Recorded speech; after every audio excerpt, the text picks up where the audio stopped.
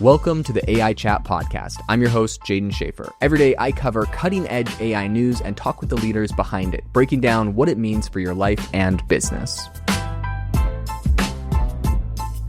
I host two other podcasts. One is called AI Hustle. It's about growing and scaling your business with AI tools. And one is called AI Applied, about using AI in your career. Every once in a while, I play an excerpt of one of those podcasts on this show to give you an idea of what it's like. I'm going to play an excerpt from today's episode of AI Applied. We're talking about Microsoft's $2.5 billion AI bet. I hope you like it. And if you enjoy this episode, go check out the AI Applied podcast anywhere that you get your podcasts. It's AI Applied. Microsoft has just committed $2.5 billion and 6,000 employees to a new AI implementation unit. Now, this is not new. They're not the only ones that have done this. They're following what OpenAI and Anthropic both have, made partnerships with different organizations, Accenture and Deloitte, if I'm remembering correctly. And I mean, there's a bunch of players that have been doing this, a bunch of private equity firms that have been kind of getting in on this and kind of investing money into these sort of AI implementation units. Now, Connor has a spicy take on this that I was reading on LinkedIn, and I was like, Connor, we gotta talk about what you've been saying, because this post has been blowing up, and I think it's making some people mad, but I see a lot of truth to this. So, and basically his take is that maybe what Microsoft is doing is not the right way to do this, which is, shocker, especially when this is $2.5 billion that are about to be spent on this. So, Connor, I'd love for you to maybe explain a little bit about what these implementation units are hoping to achieve, what you think they will achieve, what you think people should do, and if this is all a giant $2 billion mistake. Total $1 billion mistake, everybody. Yeah, I love the hot take here, man. So, by the way, I did have people from Microsoft, writing to me and being like, it's not really 2.5. It's sort of like, that's kind of like reallocated, but the message is the same. And even people inside Microsoft are like, yeah, the headline, don't really love the headline. But essentially, like, the headline is essentially, let me grab it. It's from the information originally. If you don't know the information, but it's expensive to subscribe to, but it's worth it. Microsoft commits $2.5 billion to new applied AI consulting effort, and then says the new unit comes as large companies, and this is important. The new unit comes as large companies have groused that it can be tricky to configure AI software to their own needs and generate meaningful returns. Jaden, I'll tell you why I am up in arms about this. So it reminds me, so we're working with so AI Mindset works with big companies to sort of transform from a behavioral standpoint, right? Organizations to really transform AI adoption. And I remember working with this huge oil and gas or energy company, sorry. And we were kind of talking about all this and doing this big senior leadership workshop, which we do. They're 3.5 hours long or something like that. And at the end, these folks were talking about when they did their SAP enterprise transformation thing. And they're like, yeah, and remember how we had to keep on tweaking it because people just weren't really satisfied with it and all that kind of stuff. And I kind of paused the conversation. I didn't really want to get involved because it was a conversation kind of among them. But I was like, can I just point something out? Has this happened before? And they're like, yeah, it happens all the time. I'm like, this is what we think about all the time. Every time you sort of have a new system, Jaden, a digital transformation takes place. Hey, we're now going to use Salesforce. What happens? I promise you, everybody complains because people like the old system. So what do? They blame the system instead of how they work. And so when Microsoft sees this, and I'm telling you, this is what happens. It's not just Microsoft. I mean, it's every big AI lab. It's Google, it's Anthropic, it's OpenAI. It's all of these labs. And I'm telling you, this is what happens. They put out a pilot of 5,000 to a 50,000 person company. And what they say is everybody's going to use this and then it's going to catch like wildfire. And then we're going to sell our licenses to the other 50,000. What happens? A fraction of those people use it. It's just truth, right? And the whole point is that they are now getting feedback because they're like, well, what's happening? Why aren't people using it? They're like, oh, I don't know. I just don't like the features or something. And they complain about the thing, which Jaden, I'm going to sound like a broken record here. But it's like complaining about the treadmill. It's like complaining, you know what? I don't know. It's just sort of it's downstairs, or I have to do laundry, or the features. I don't really. The problem is not the treadmill. The problem is you, right? Yeah. And why? Because we don't like change. We don't like new systems, all that kind of stuff. And everybody who's sitting there listening to the sound of my voice and being like, that's not true. AI is great. It's just people have to be more curious and they have to just find their use cases and they have to. I'm like, you've tried that, right? Has anybody responded to that? In the same way, has anybody responded when you've shouted, eat less and exercise to them? It doesn't work that way. So when Microsoft is putting all of this effort And I understand that there's nuances to this. It's not exactly like they took a pot of $2.5 billion and 6,000 people are putting into this. But what they're doing here, and I love Microsoft. I really do. I'm actually, one of these people that I'm like a huge Microsoft fan. But I keep telling them, like, you're the adult in the room here. Like, you own enterprise. Why focus on it like this, where you're like, yeah, let's come in and help you like tweak the systems and work on the features? That's not the problem. The problem is that what they actually need the McKinseys for and the BCGs and everybody else's is how to get people to sort of like transform how they work. But even that doesn't work, Jaden. I promise I'm going to shut up after this. But even that doesn't work because the consulting model doesn't work. Why is that? Because when the big consulting firms, the Microsoft, the McKinseys, the BCGs, the Bains, the Deloittes, EYs, etc., when they go in, what they are great at is they are great at looking at a system of like, hey, you guys do sales this way. Well, we know that from doing sales in a million other companies, the best way is to do this way, so do it like that. Or you do operations this way, the best way is to actually do it like this, so change what you do. That's fine. That's great. That's called consulting. But coaching is very different. You can't just say to people, hey, be nicer to each other, or hey, think differently, or hey, be more collaborative. That doesn't come from best practices from other organizations. You have to get people to change their habits and behaviors and everything else, which is why, sorry, now I've brought it all the way back, Jaden. Microsoft is trying to solve the easy problem, and corporations are trying to solve the easy problem of like, oh, well, let's just tweak the system. When the problem is not the treadmill. The problem is you just don't want to get on that treadmill. That's where I wish Microsoft would put $2.5 billion on helping people to rethink how they work and rethink processes. I just think it's a big miss. 100%. I mean, if you're going into an organization and you're like, hey, everyone, you got to try the new Microsoft Copilot. We're signing it up on everyone's computers. These are all the 10 things we recommend doing. We're going to do on all hands every morning and share our favorite Microsoft Copilot-like tip. I mean, that's not how they're implementing this in reality, but like, let's think about it, right? Or we get the engineers in there and we're looking at the workflows and we're trying to like get the Microsoft work Copilot or tools like embedded into the workflows and everything.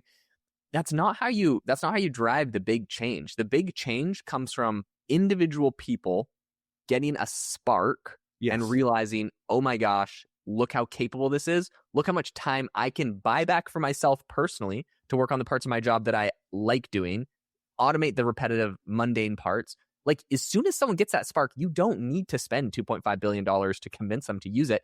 They're obsessed with it. I mean, most of you guys listening to this podcast are in that ballpark, right? Like, you see something incredible that it can do, and you want to go all in and figure out all of the ways. And even myself, who covers AI all day, every single day, there's so many ways that I discover every day. I'm like, oh my gosh, I never even thought of that. That's so cool. I want to try it out, right? Like, this is what drives the adoption, is people being genuinely excited because they catch that spark. And you have to ignite that spark for people, and you're not going to do it by just going and telling everyone to go download Copilot onto your computer and make sure to go ask it, what time the Yankees are playing at XYZ, some simple little thing, right? Like, you really got to get them to actually get a spark with it. So that's one thing.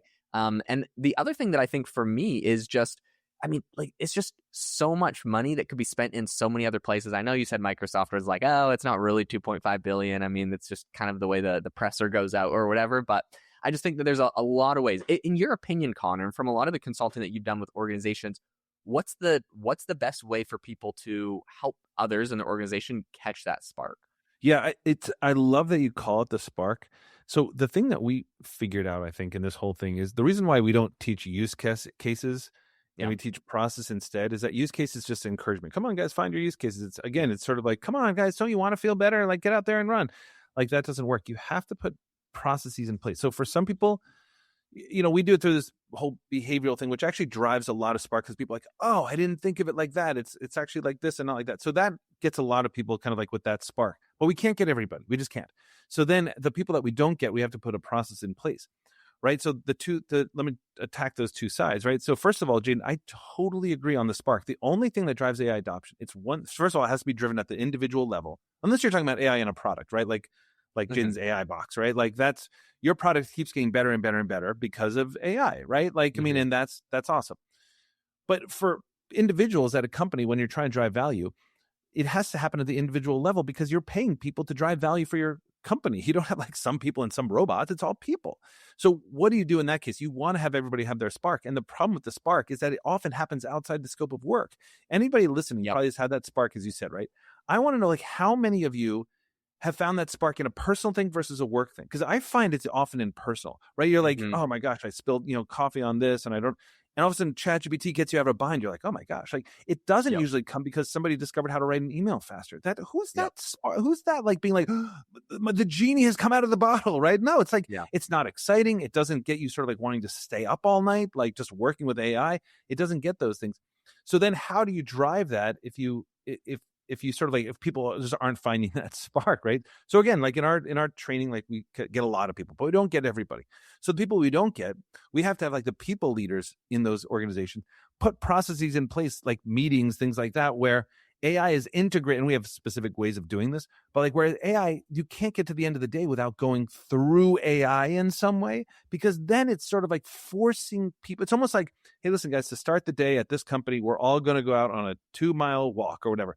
At some point, you're going to get more and more people who are like, you know what, I actually like, I'm really glad I'm doing this. You know what I mean? And like you Mhm. force it in that kind of way, a forcing mechanism, because then they will find their spark through that. But that's why we don't do use cases, because use cases are just like, come on, everybody, just find your thing. And you're kind of encouraging so we say moving from encouragement to expectation of use. Expectation of use is, listen, all our meetings are on the third floor and the elevator doesn't work anymore. That's how you get people healthier.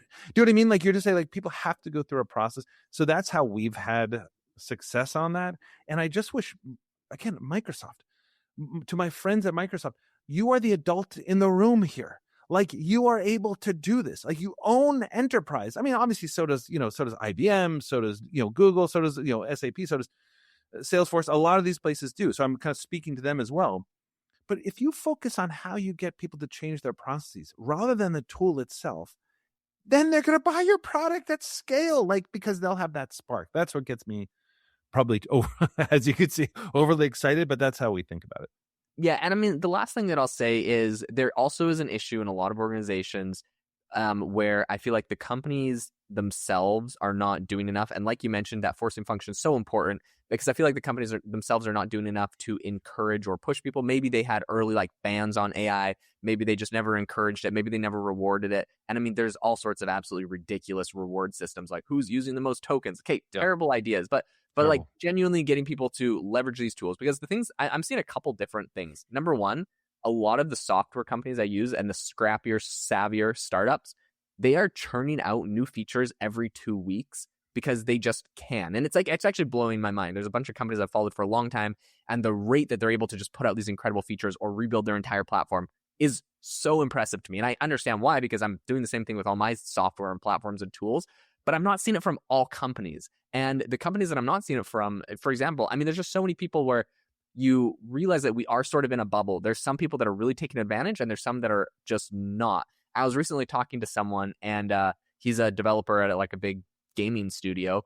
And he's said, I'm like, oh my gosh, like he's a front end developer. I'm like, you must just like Claude must be your best friend, right? It's like so awesome because I'm doing this all day, right? And he's like, to be honest, like I don't know if I've tried the Claude one yet. Like I think Oh I've wow, tried. We had like a GitHub one, but then we don't have it anymore. And like oh, I've wow. started using it a little bit lately. But anyways, it just blew my mind Yeah, how much he didn't use it. And I'm like, if it's not a priority in your company, it's not a priority for your employees. And if it's not a priority for your employees, you're not shipping new updates every 2 weeks because you can. You're not 10xing your output because you can with AI. And yep, so yes, there's like business as usual, and some companies are like in these industries where you're kind of entrenched, you kind of have a good thing going, and business as usual works pretty good. yeah. But I mean, if you really want to stay competitive, you have to make this a priority. I know I'm speaking to the choir here, but it blows my mind because it probably happens at least once a week where I talk to someone and they're like not using AI Jane, for this everything. is the bubble we live in. It's the bubble we live in.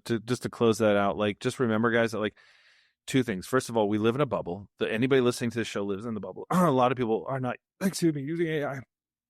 I'm not getting emotional. I'm just going to take a sip of water. Connor is incredibly emotional about this point, and people just aren't using AI I enough, was and it watching tears I my was watching heart. England Mexico the other night, and Harry Kane lost his voice. I'm like, how embarrassing is that?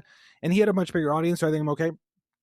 Jaden, the thing is, like, this has to start with leadership. It has to sort of like start with leadership and work its way down, just as you're saying. There's literally no way for a company to sort of like hold people accountable unless leadership is holding people accountable. That's where that has to start. But again, we have to understand that like just telling people to use it is just never going to work. Guys, before I lose my voice again, like again, if anybody saw Mexico, England, they know this. The Harry Kane interview was glorious. He lost his voice. He sounded like Kermit the Frog. Luckily, I think I've rescued myself. But here is the thing, guys. If you are sort of like trying to push yourself and trying to sort of like see how you can use this better, I cannot recommend more highly Jaden's AIbox.ai. This is my absolute favorite thing to use, because when I'm bouncing between Claude, Gemini, OpenAI, those are my kind of like big three. This allows you to do that for less than $10 a month. It's absolutely unbelievable. Use all these models, help compare things. This is what I'm doing and spending hundreds of dollars a month. Check this out if you haven't already. It is unbelievably worth it. You won't regret it. And don't forget to leave a rating and review. We are so grateful for these conversations with you all, and we will see you in the next episode.